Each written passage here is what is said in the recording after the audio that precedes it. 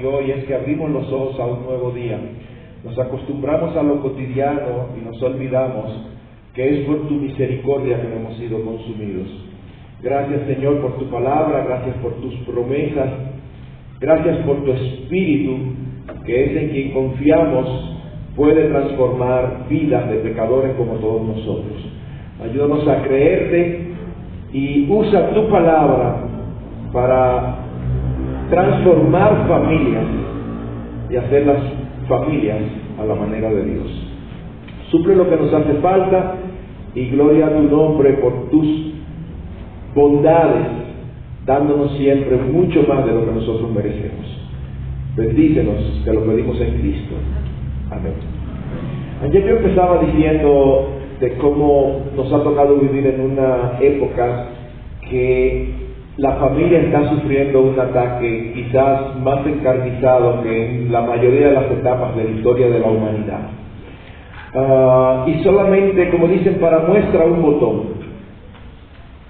Usted entra o en sus redes le aparece un artículo o puede aparecerle algún artículo de la BBC de Londres donde se habla acerca de una familia poliamorosa, es decir, un hombre casado con dos mujeres, y está redactado de una manera que ellos están hablando de lo más natural del mundo. Hasta solamente falta ponerle un violincito detrás de lo emocionante y tierno que es, porque se llevan súper bien. Y no hay problemas porque son adultos y están todos de acuerdo. Y cuando los adultos están todos de acuerdo, entonces ¿de qué puede salir mal? Todo está muy bien. Mis hermanos, estos son escenas salidas del mismo infierno.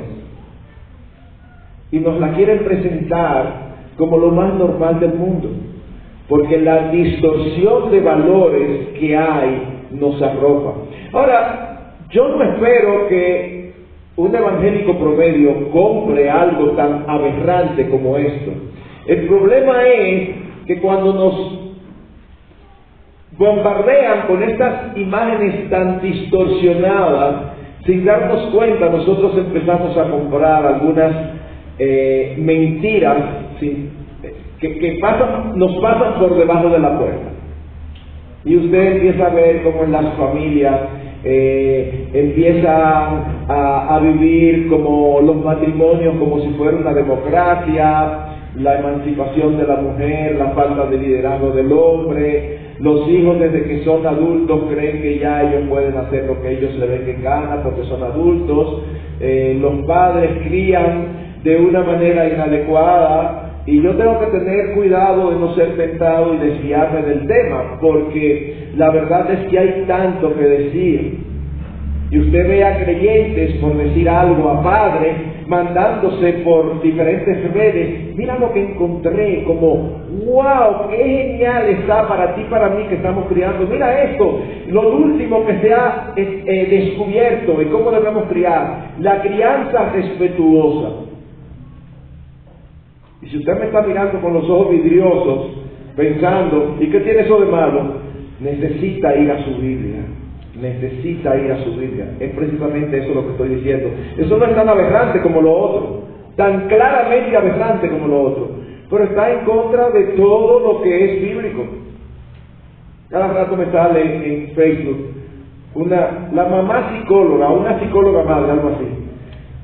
Nosotros no estamos a favor de anular la libertad de expresión, pero no les puedo negar que me dan ganas de buscar un botón a ver si la puedo desaparecer.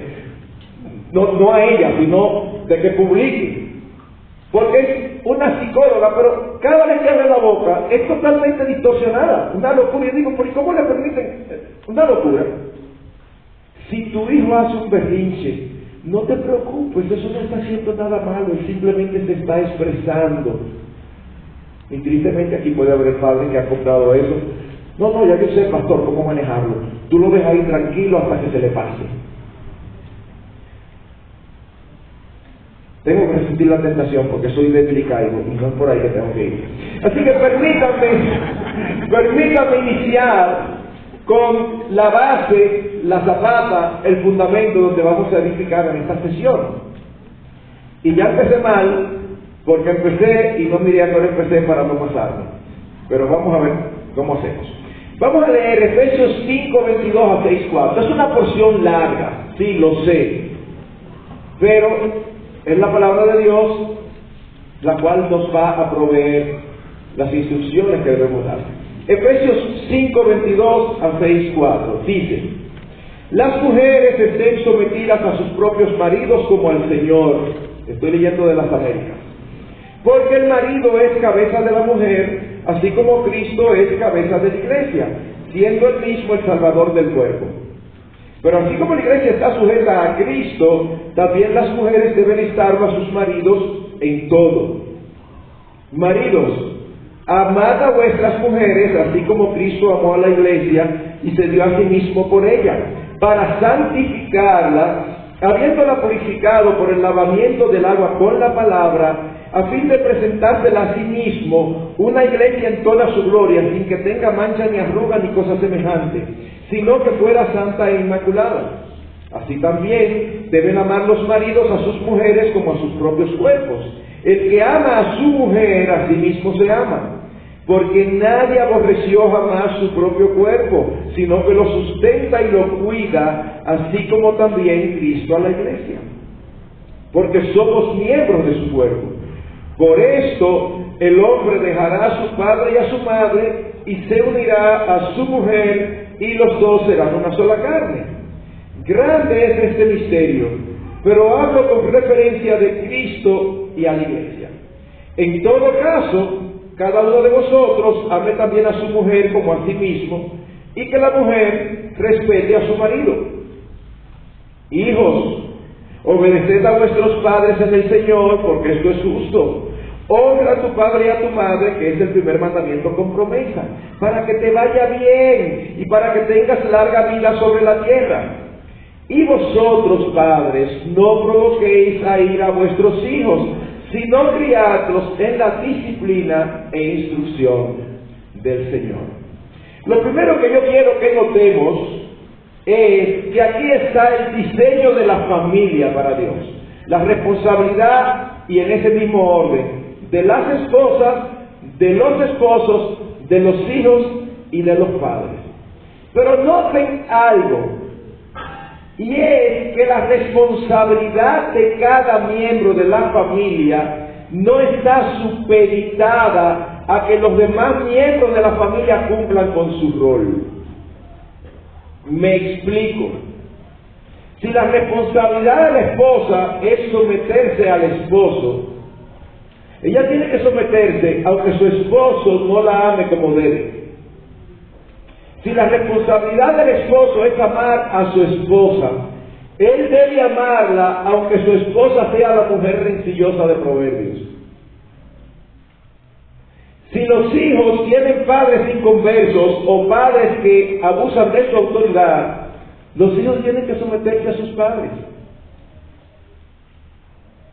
Y si los padres tienen hijos con personalidades muy fuertes,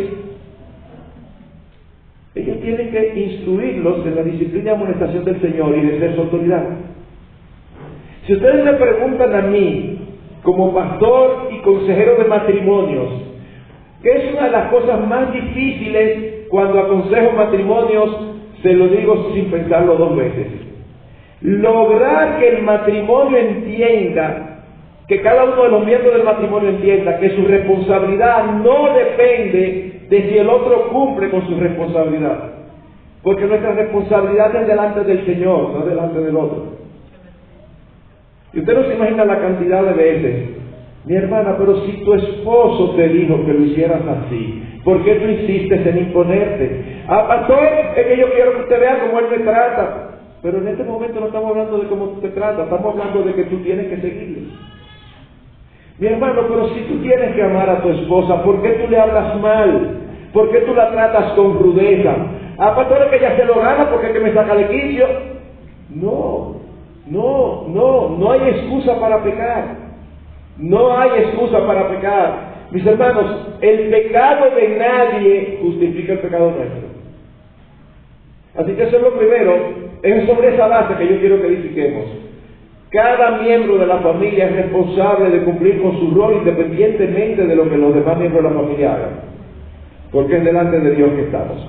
Habiendo dicho eso, ustedes deben darse cuenta o imaginarse que hablar de cada uno de estos 4 roles se prestaría muy fácilmente para 4 exposiciones.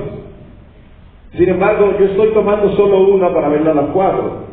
Así que tengo que tratar de hacerlo como una especie de resumen o abuelo de pájaro. Pero quiero hacerlo de un solo tiro para que cada cual tome el sabor y siga estudiando. Así que vamos a ver lo primero, el papel de la esposa en la familia. ¿Qué Dios espera de toda esposa? De toda esposa. Si usted es esposa, usted no está excluida. De toda esposa. Dios espera que se someta a su esposo. El término usado es un término tomado del argot militar y significa colocarse voluntariamente bajo la autoridad de otro, en este caso bajo la autoridad del esposo. Esa instrucción nosotros la encontramos también en Colosenses 3:18 y en Primera de Pedro capítulo 3 versículo 1. Ahora bien, si nosotros estuviéramos hablando o definiendo lo que la Escritura espera de cada esposa y lo que significa someterse, y estuviéramos 70, 80 años atrás, posiblemente sería más fácil definirlo o describirlo. Pero como estamos en la época en que estamos, lo primero que yo quiero que entendamos es lo que la sumisión no es. Lo que no significa sumisión. Por un lado, no es esclavitud. No es que el matrimonio se casa e inmediatamente el esposo adquirió un esclavo. Él llega a la casa, le dice a la esposa, hazme la cena, préndeme la televisión en tal canal de las noticias y búscame los calizos, las chacletas, no sé cómo lo dicen aquí. No, usted no tiene una sirvienta, usted tiene una esposa. Así que no es a eso que se refiere. Tampoco se refiere a no opinar. Pastor, es que mi esposa no se somete. Porque yo le digo que vamos a hacer tal cosa y ella me dice que quizá eso no es lo mejor. Pero ella te está diciendo que no va a hacer lo que tú dices. No, pastor, lo que pasa es que siempre está en contra. Bueno, pero tiene una cabeza que piensa y posiblemente piensa diferente que tú. Que la esposa opine, no solamente no está mal, sino que si deja de opinar, deja de cumplir su labor de ayuda idónea. ¿Usted sabe por qué? Porque hombres y mujeres vemos la vida diferente. No que uno la ve mejor que otro, diferente. Si usted llega aquí y acaba de presenciar un accidente, y usted le pregunta al matrimonio, posiblemente el esposo le va a explicar cómo ocurrió el accidente. Y posiblemente la esposa le va a decir, ay, salió un señor botando sangre por aquí, me da una pena. ¿Quién tiene razón? Los dos. ¿Pero sus relatos no concuerdan? No, pero no son antagónicos, son complementarios. Ella vio el accidente como mujer, él vio el accidente como hombre. Y ahí es que está la hermosura del matrimonio, que somos complementarios, que nos complementamos. Así que mi hermano, no piense que su esposa no es sumisa porque a cada rato opina. Y mi hermana, opine con respeto, pero opine. Porque las opiniones de nuestras esposas siempre son valiosas. No siempre están en lo cierto, pero siempre son valiosas, porque añaden una visión diferente. Pero por otro lado, tampoco significa anulación de la personalidad. Hay esposos que se casan y su idea de sumisión es formar a su esposa a su imagen y semejanza. Y quieren que sea igual que ella. No, mi hermano, si tú eres de los esposos, en mi país dicen que no lo recibieron cuando chiquitos, es una forma de expresar que son sumamente secos, que no se ríen. De ese tipo de hombres que cuando se sonríen aprovecha y tiran una foto, porque tú no sabes cuándo tú vas a volver a ver una sonrisa ahí. Ustedes se ríen porque ustedes saben que existe, ¿verdad? Todo el tiempo ahí. Bueno, está bien, es una personalidad. Ahora resulta que te casaste con una esposa que es un cascabel, alegre, siempre se ríe de todo, y Entonces ahora tú te encuentras, después que te casaste, tú sí te ríes. Tú te ríes de todo, pero así porque tú la conociste, y así porque tú te enamoraste de ella. Entonces no quieras cambiarla ahora. Y yo no estoy hablando de imaginaciones, de casos imaginarios. Yo he conocido casos así, tristemente, que no han progresado al final. Yo recuerdo un caso de un hombre, de ese tipo de miembros de la iglesia, que son, como decía yo, como un clavito en el zapato para los pastores. Porque no importa lo que se diga desde el púlpito, si se dice negro, él dice que es gris. Si se dice blanco, entonces negro. Todo está mal, siempre tiene una observación, una sonrisa no se halla en su boca. Entonces se casó con una muchacha sumamente extrovertida y alegre. Y poco tiempo después sus amigas decían, pero nos han cambiado a fulana porque ahora fulana andaba muy seriecita. Y todo el mundo sabía que eso era influencia de él. Eso no es sumisión, mis hermanos. No es a eso que se refiere. Tampoco se refiere a eliminar habilidades y capacidades de nuestras esposas. Miren, todas nuestras esposas, todas, son mejores que nosotros en algunas áreas. Todas. Pastor, yo soy más preparado y más inteligente. Gloria a Dios. Pero seguro que hay áreas que ella es mejor, porque no lo podemos tener todo. Entonces, ¿tú sabes qué?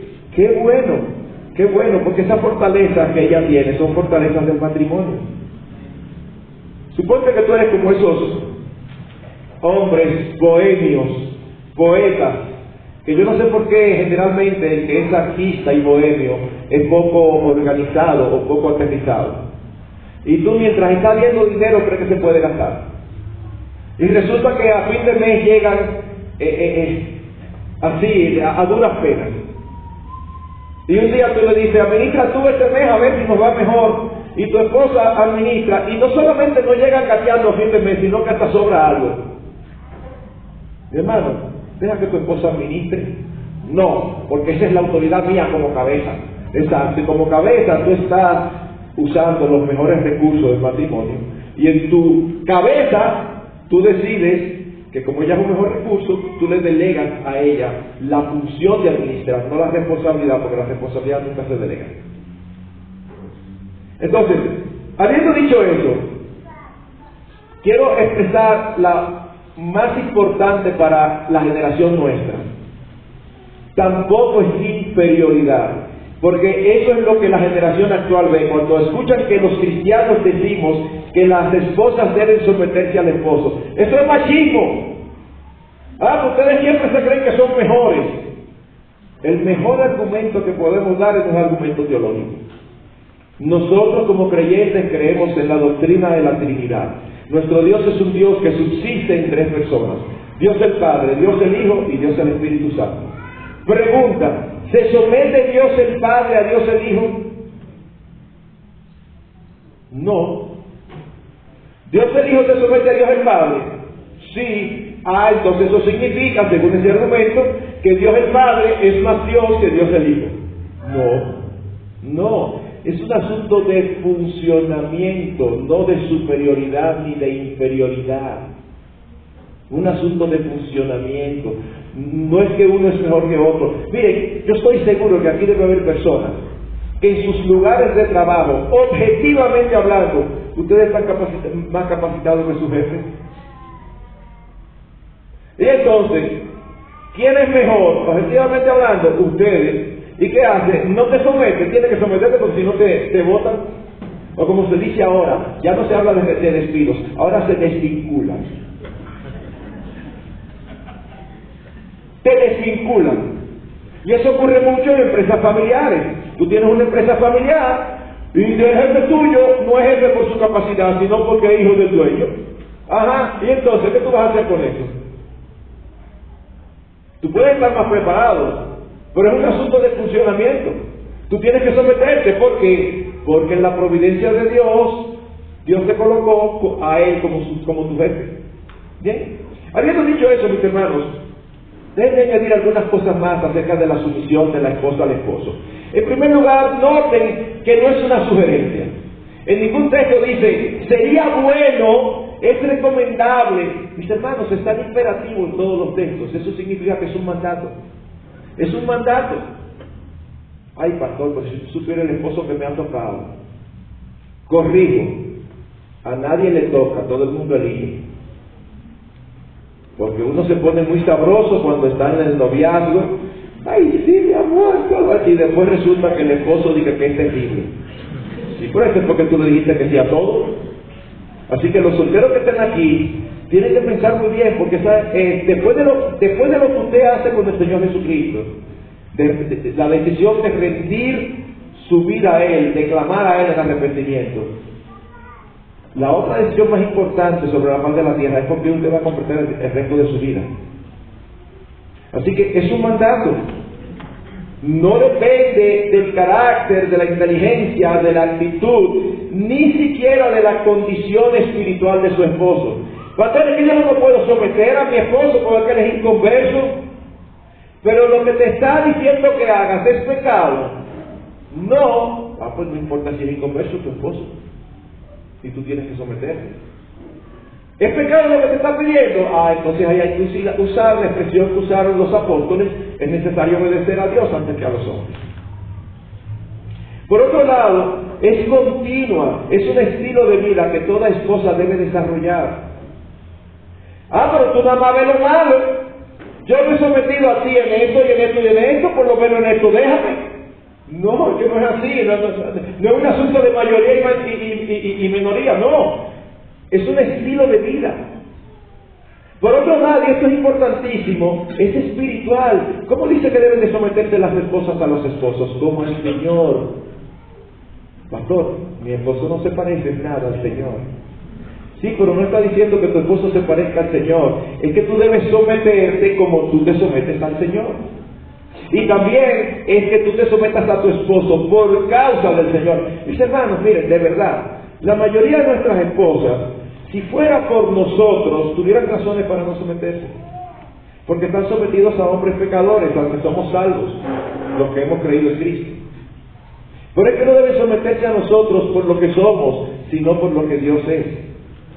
Su dueño, su Señor, su autoridad.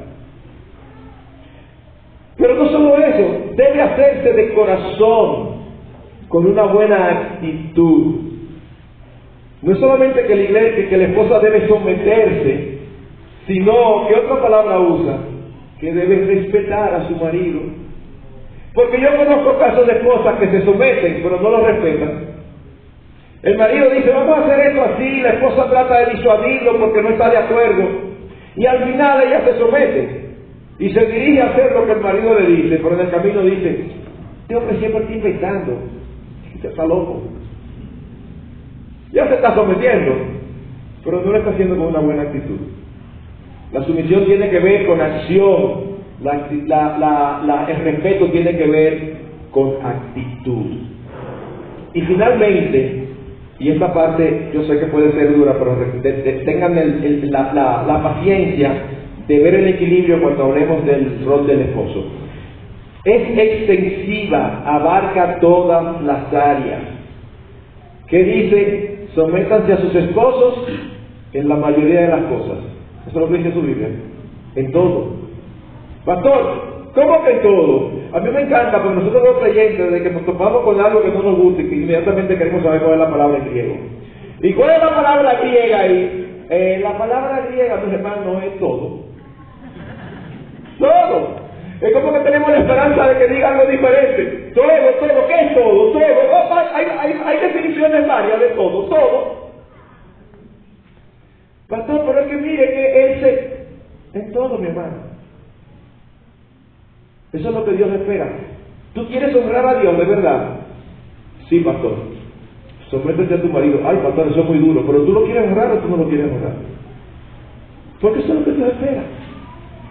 Ahora, si resumimos, podemos decir, y esto es importantísimo, que el ministerio primordial, prioritario de la esposa, ¿ustedes saben cuál es el principal ministerio de su esposa? El grupo de damas de la iglesia. No. El grupo de evangelismo. No. Su esposo. ¿Cómo así, pastor? Así mismo. Su esposo. Hay iglesias que tienen la semana cargada. Lunes, culto evangelístico, martes, estudio bíblico, miércoles, oración, jueves, reunión de damas y el viernes, reunión de comunión. Entonces su esposa, son dos inconversos, su esposa se convierte y resulta que tiempo después el esposo termina dejándola. Y ella está por ahí diciendo que fue por causa de Cristo. No, fue por causa de Cristo, mi hermana. Si tú tienes un esposo inconverso, tú no puedes pretender participar de todo.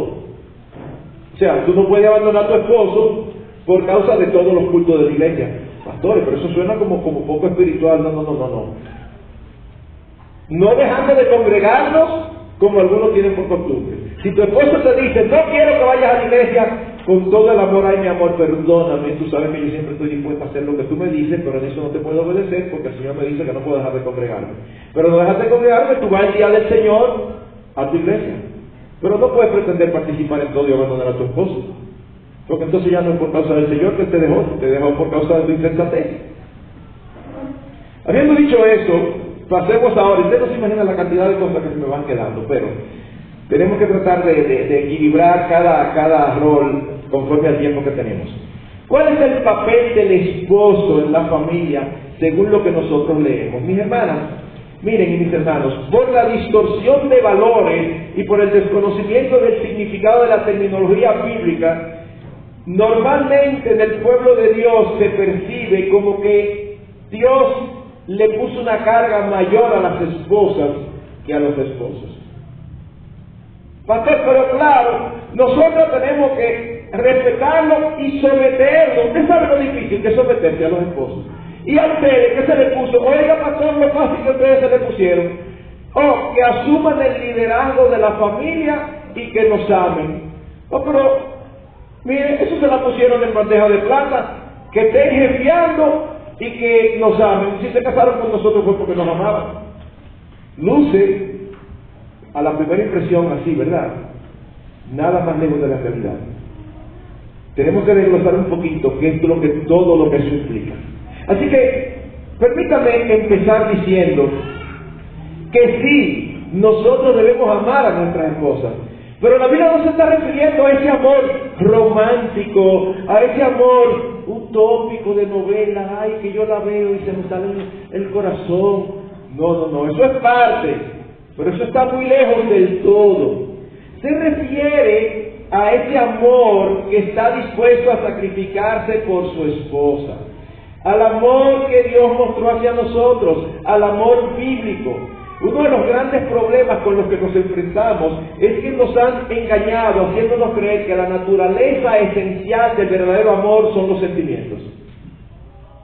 Y es por eso que usted ve, y a veces solteros empedernidos dentro de la iglesia, que empiezan una relación y uno dice, por fin. Y tiempo después la terminaron. ¿Y qué pasó? Oiga la respuesta. Ay, yo no sé, pastor, las cosas iban bien, pero como que se me salió. ¿Cómo? No, pastor, que se me salió. Pero espérate, ¿qué fue lo que se te salió? No, pastor, que yo no sé, como que ya yo dejé de sentir. ¿Serio? Y posiblemente usted está ahí y dice, oh pastor, pero claro, si uno deja de sentir. No, espérate, pero estamos volviendo locos. Eso no es lo que la Biblia nos enseña. La característica esencial del amor, yo sé que no suena muy romántico, pero créanme, es lo que sostiene un matrimonio en tiempos de dificultad. La característica esencial del amor no es el sentimiento, es una determinación de la voluntad de hacerle bien al ser amado. Y habrá momentos en que tú no sientes ese amor, pero si tú amas a la manera de Dios, tú vas a buscar siempre el bien del ser amado. Y detrás el producto va a ser un sentimiento como el que tú quieres.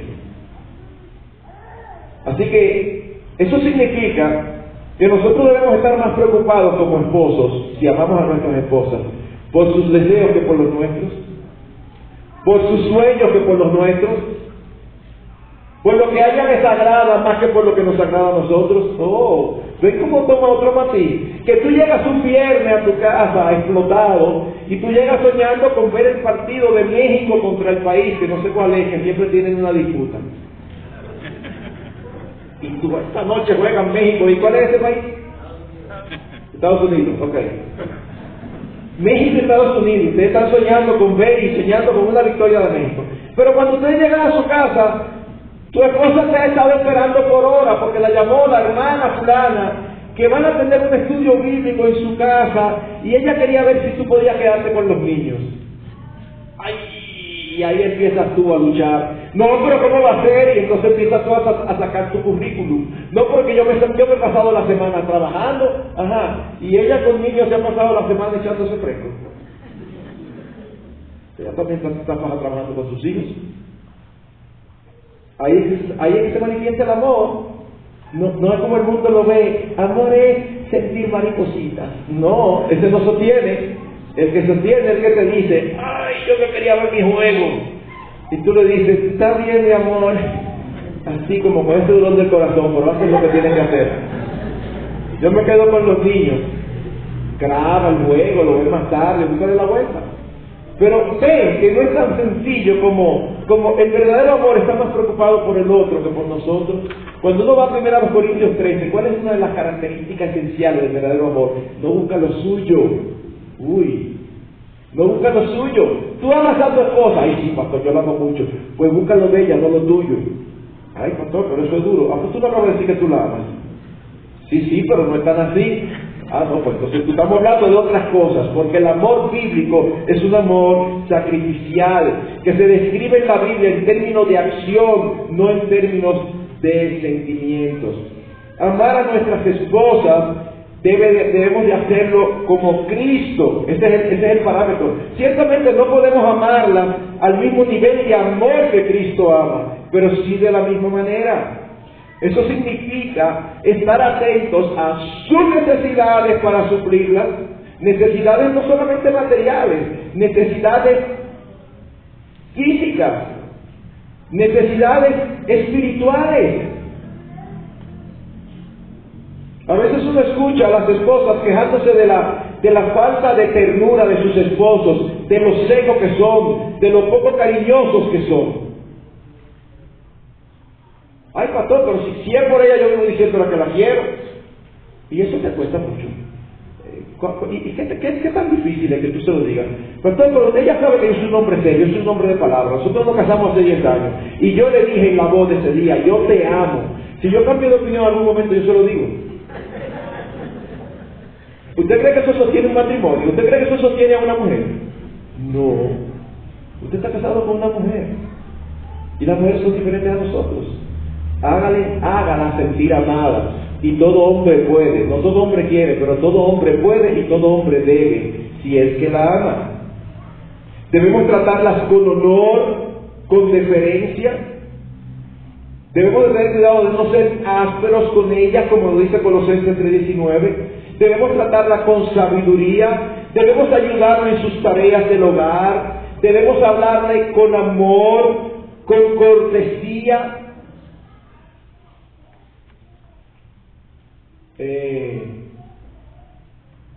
A veces uno hace chistes que parecen chistes pero que tiene algo de realidad, porque yo tenía en un grupo de parejas pasado una pareja relativamente joven y entonces bromeando ella decía, no, pero es que yo quiero que él me diga palabras con amor. Y yo le decía, pero oye, me está bien, ¿cómo qué palabra? Por ejemplo, amortiguador. Y nosotros nada más lo mirábamos y decíamos, tú eres terrible. No es eso, tú sabes lo que es. Lo que pasa es que tú haces este chiste para tratar de evadir tu responsabilidad. Que le hables con amor a tu esposa, con cortesía, con caballerosidad. Que le agradezca sus esfuerzos, que reconozca su labor. Hermano, tu esposa debe sentir, y esto es para toda esposa. Pastor, no diga todo eso es público, que me va a meter en un problema. No, si en tu caso es así, yo no te voy a meter en ningún problema. Hace rato que tú estás metido en un problema. Que toda esposa aquí presente debe sentir y debe estar convencida que después del Señor no hay para ti nada más importante que ella. Y yo sé que tristemente aquí hay muchas esposas que no se sienten así. No, pastor, para él me hace sentir su trabajo es más importante, sus deportes son más importantes. sus amigos, su hobby. Yo debo estar como en séptimo, octavo lugar. Eso es un pecado. Eso es un pecado delante de Dios. Cuando nosotros dijimos sí, acepto ese día, nosotros nos estábamos comprometiendo delante del Señor que después de Cristo, la persona que más íbamos a amar era nuestras esposas. Ese es el diseño de Dios. Ahora, déjenme preguntarle, nuestras esposas deben someterse a nosotros, sea como sea. Pero si usted es un esposo así, ¿usted cree que va a ser difícil en una esposa someterse?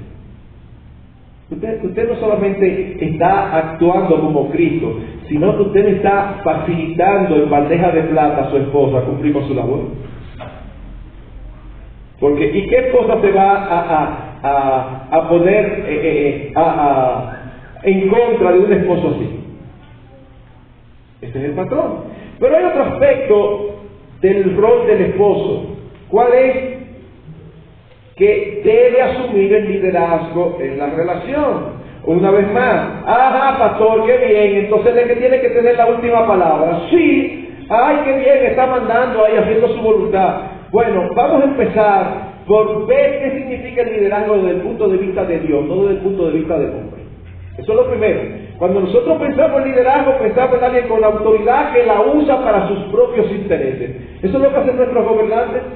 Ustedes se recuerdan esa ocasión que el Señor iba caminando con sus apóstoles, y como los apóstoles pensaban que Él había venido como Mesías a establecer su reino y a liberarlos del yugo romano, ellos iban en el camino repartiéndose los puestos.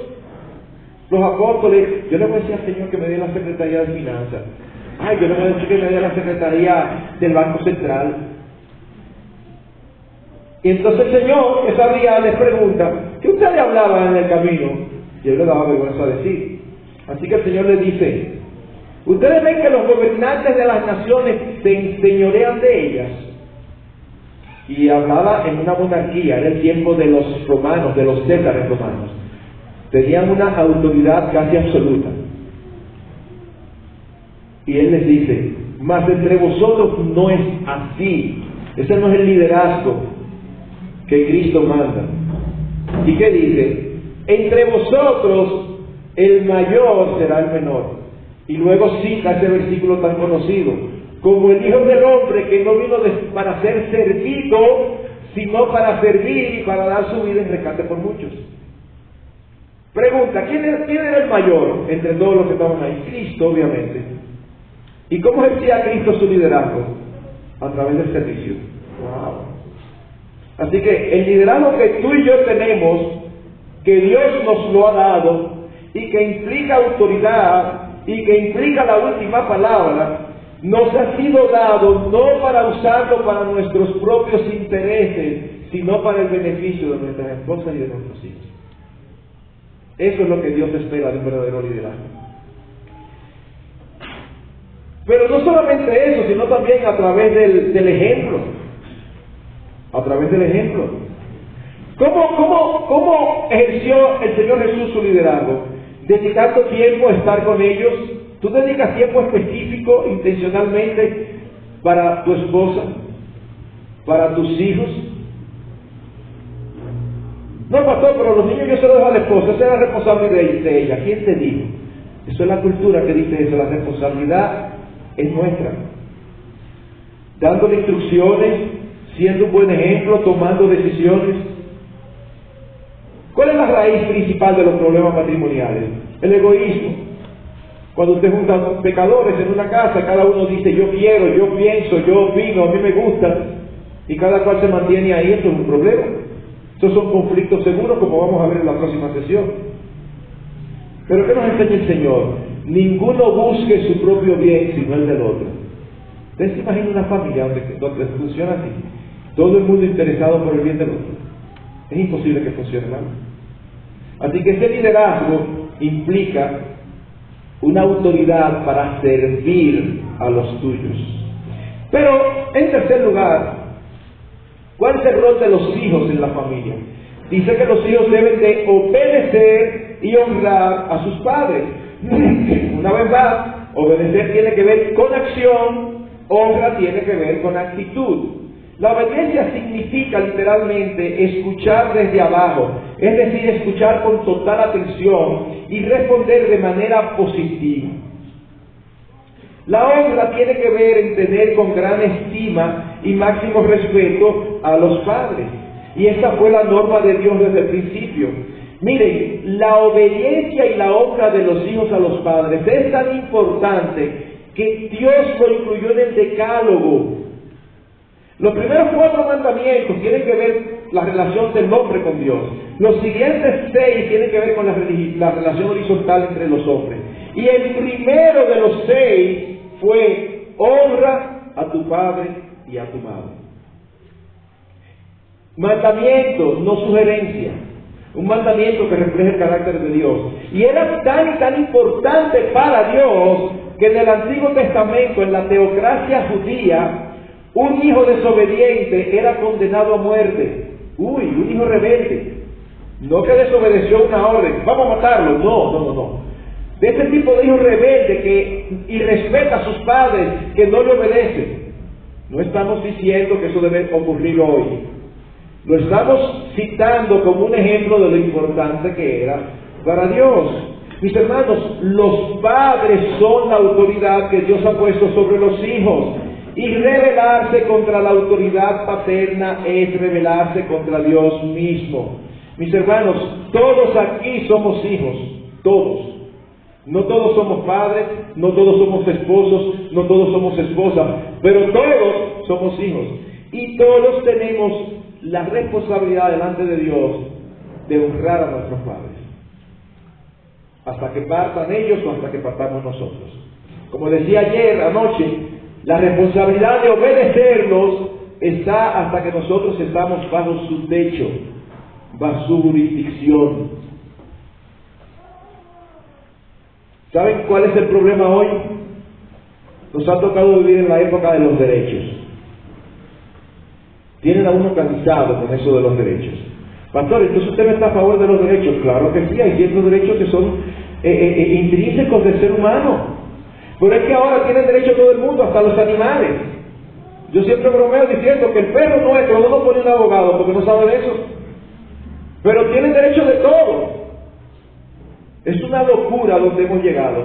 ¿Y por qué yo enfatizo eso? Mis hermanos, porque se hace demasiado énfasis en los derechos de los niños cuando la Biblia hace más énfasis en las responsabilidades de ellos.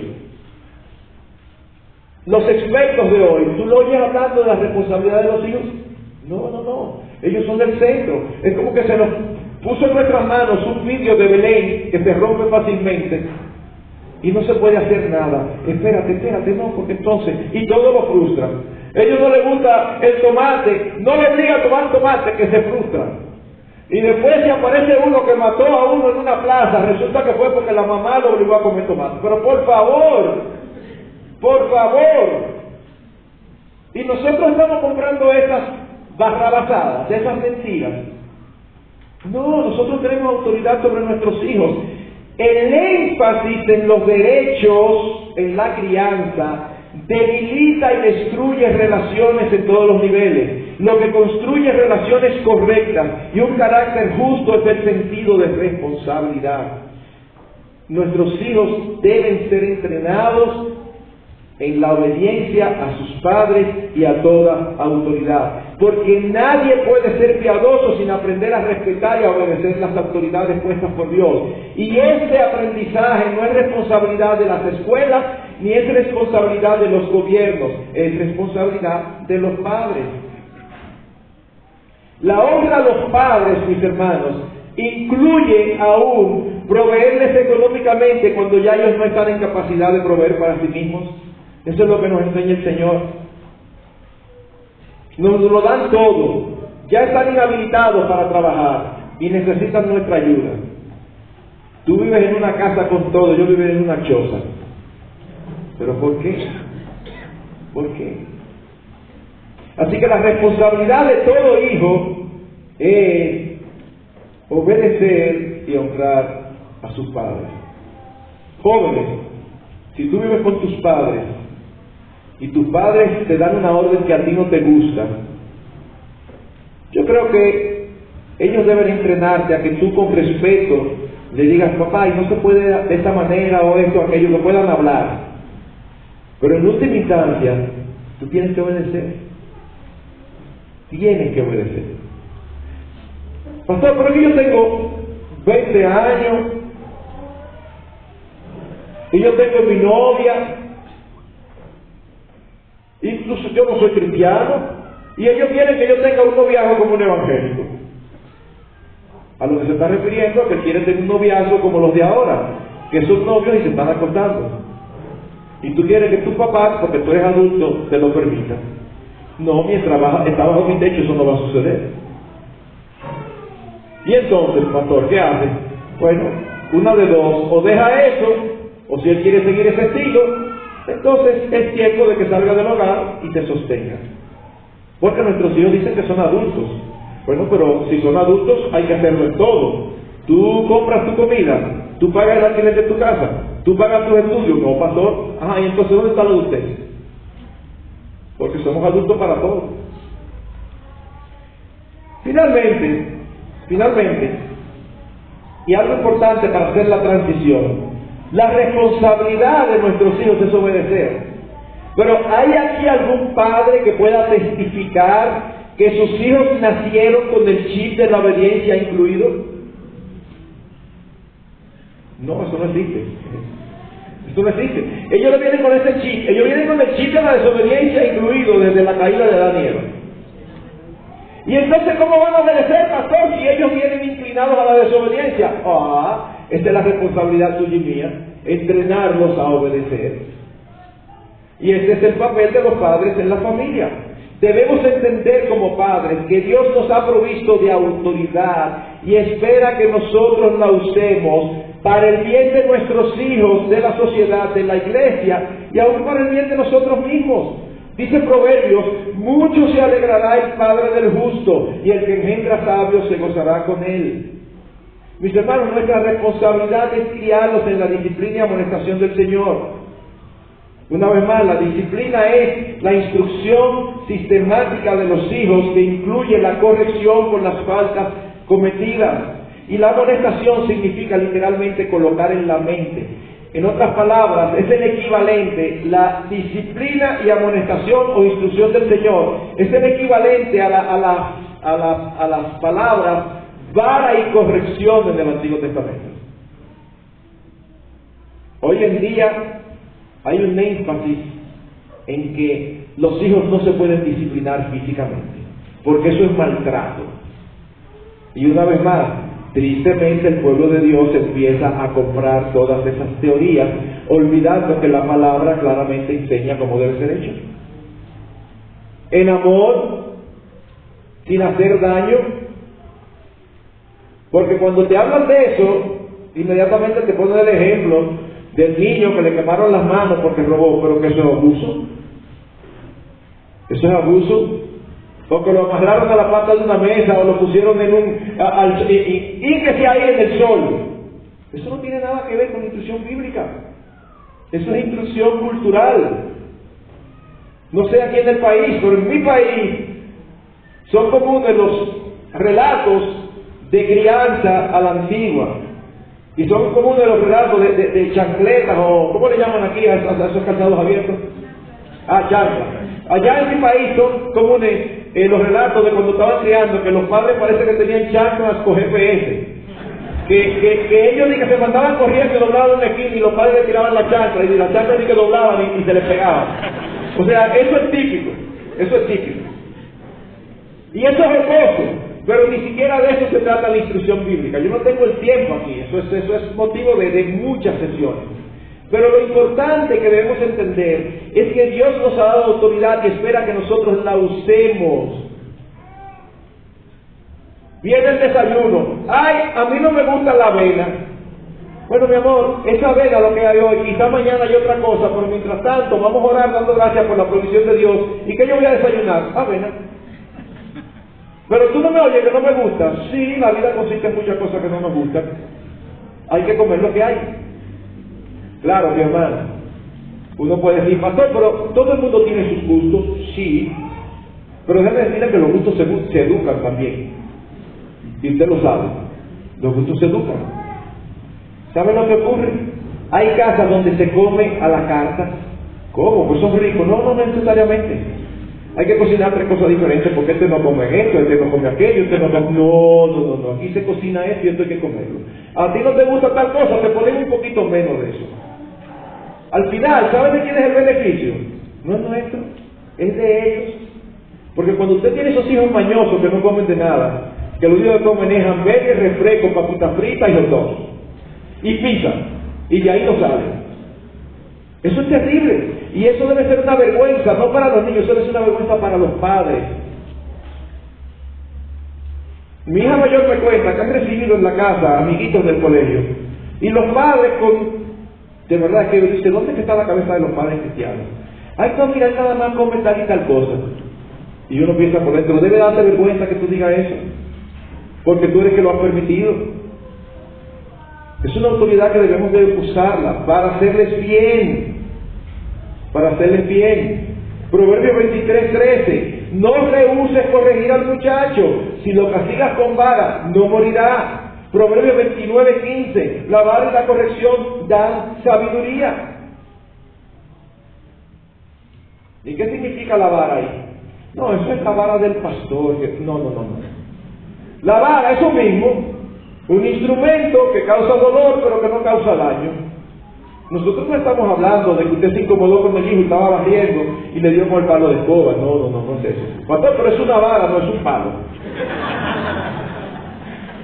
No es a eso.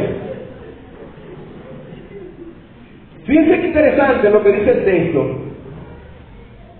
No provoquéis a ira a vuestros hijos, sino... ¿Cómo nosotros provocamos a ira a nuestros hijos? Nosotros como padres tenemos muchísimas formas de provocar a ira a nuestros hijos. Cuando le prometemos algo y después no se lo cumplimos. Pastor, pero ¿por qué se me presentó algo importante? Sí, yo le había dicho a mi hijo de 5 años que lo iba a llevar al parque de diversión el sábado, pero la noche anterior me llamó un amigo de hace 20 años de cuando yo me gradué. Él vive en los Estados Unidos y está aquí. Y el único momento que teníamos era mañana. Así que se me presentó eso. ¿Cómo que se te presentó eso? No, él puede tener 30 años que no se ven. Tú no puedes, porque él tiene un compromiso. ¿Un compromiso con mi hijo de 5 años? Sí. Un compromiso con tu hijo de 5 años. Porque nosotros tenemos que enseñarle a nuestros hijos que la palabra tiene valor. Y que si nosotros le prometemos algo, nosotros se lo vamos a cumplir. Y nosotros tenemos que ser confiables delante de nuestros hijos.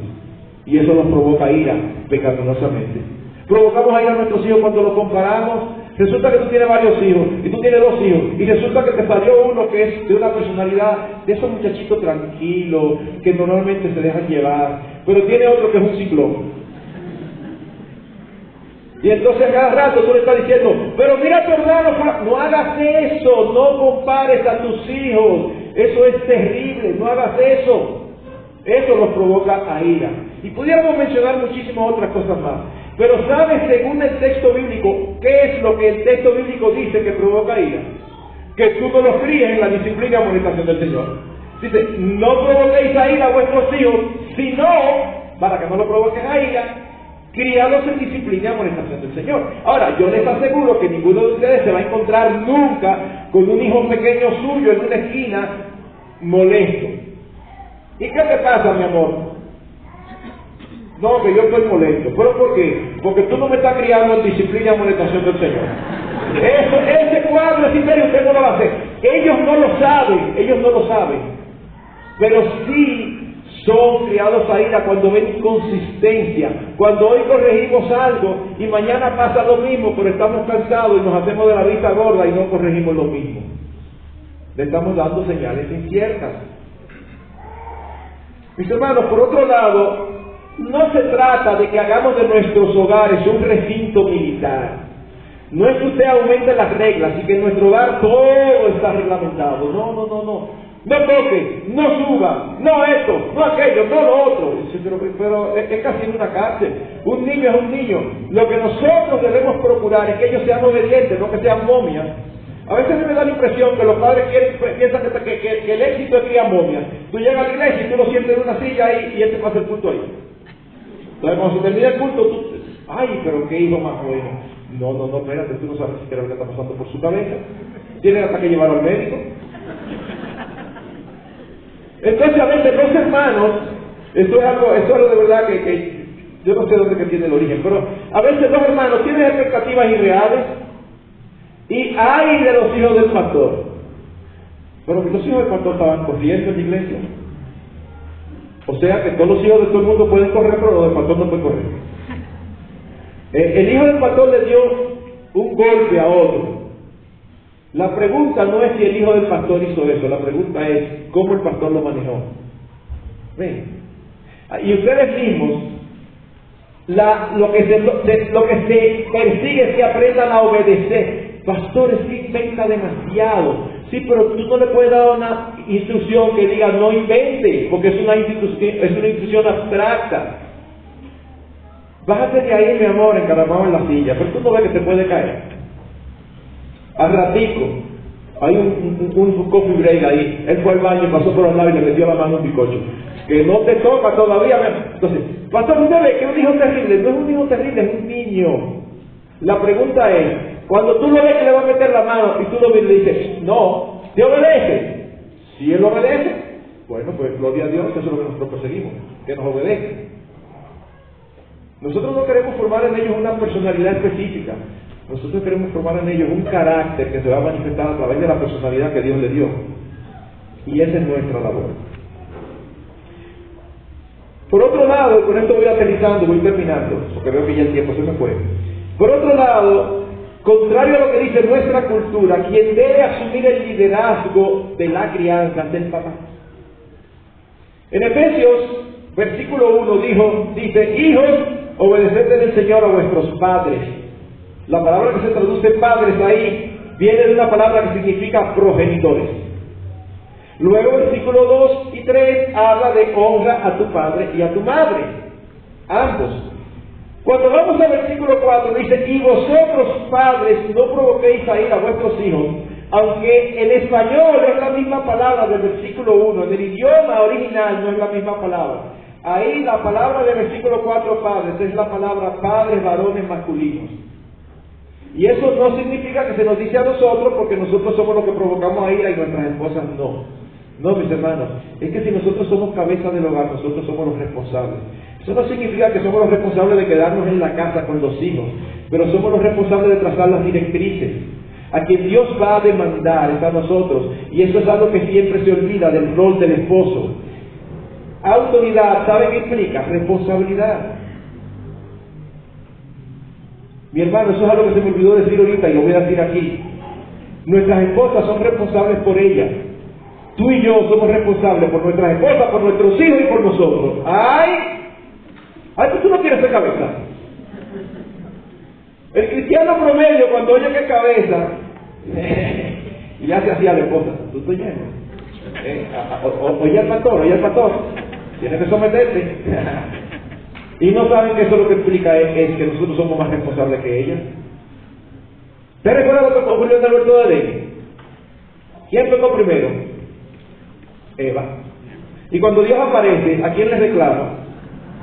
Ambos hicieron delantales, ambos se dieron cuenta que estaban desnudos, ambos se escondieron. Y cuando Dios aparece, no le dice, ¡hey! ¿Y ustedes dónde están? No. Dice, Adán, ¿dónde estás tú? Y yo me imagino a Adán saliendo de atrás de un árbol. Aquí, Señor. Y Dios empieza a hablar con Adán. Y yo me imagino, y esto no lo dice la Biblia, ¿verdad? Esto es imaginación. Eva escondida detrás de su arbolito porque no le han dicho nada. Y yo me imagino a Adán mientras está recibiendo su reprimenda. Pensar que aquí estamos metidos los dos. Tú eres responsable, papá. ¡Ay, yo soy cabeza! ¡Qué bien! ¡Ah, qué bien! Tú eres responsable de ti y tú eres responsable de tu esposa. Tu esposa no es responsable de pastorearte a ti, pero tú eres responsable de pastorear a tu esposa y de pastorear a tus hijos. Así que, mis hermanos, tengo que saltar y llegar a la conclusión volando algunas cosas. Hace unos años atrás, dos sociólogos de la reconocida Universidad de Harvard desarrollaron una prueba que se demostró un 90% de exactitud. Oigan esto, una prueba que en el 90% de los casos se cumple, y era una prueba para determinar cuáles eran los factores cruciales para prevenir la delincuencia juvenil. Miren lo que ellos descubrieron. Número 1, la disciplina del padre, que debe ser firme y consecuente. Número 2, la supervisión de la madre, que debe saber siempre dónde están sus hijos, haciendo qué y con quién. Y debe estar con ellos la mayor parte del tiempo posible.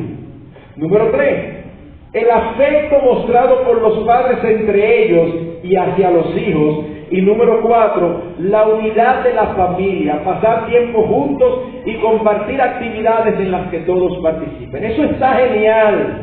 Y yo digo a eso exactamente, amén, así es. Pero ¿sabe qué? Se hubieran economizado muchísimo dinero y esfuerzo si hubieran leído las Escrituras.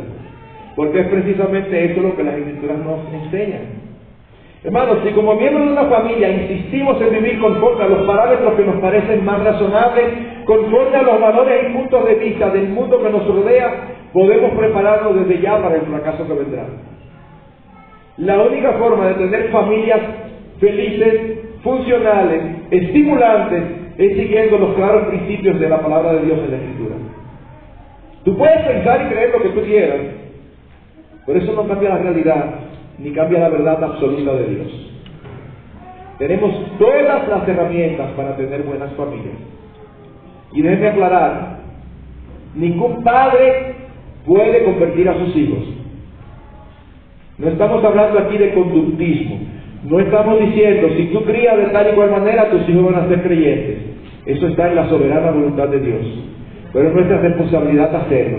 Y si nuestros hijos se pierden, cosas que ningún padre quiere, en aquel día nosotros con limpia conciencia podamos decir, no fue por mi culpa.